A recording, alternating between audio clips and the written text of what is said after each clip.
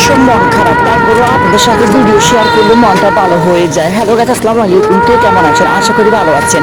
প্রথম কথা হলো আপনাদের উদ্দেশ্যে, এখন আজকে অনেকদিন পর্যন্ত বৃষ্টি হচ্ছে, বৃষ্টির কারণে একটু একটু ঠান্ডা পড়তেছে। আপনাদের যাদের কাছে ছোট বাচ্চা আছে তাদের দিকে অধিক পরিমাণে খেয়াল করবেন, কারণ এখন জ্বর কাশ সর্দি হতে পারে।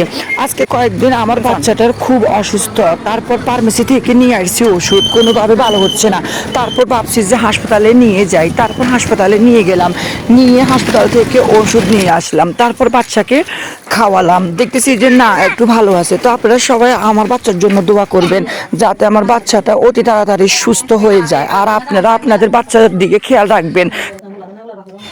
রাখবেন যাতে কারো বাচ্চার কোনো অসুবিধা না হয়।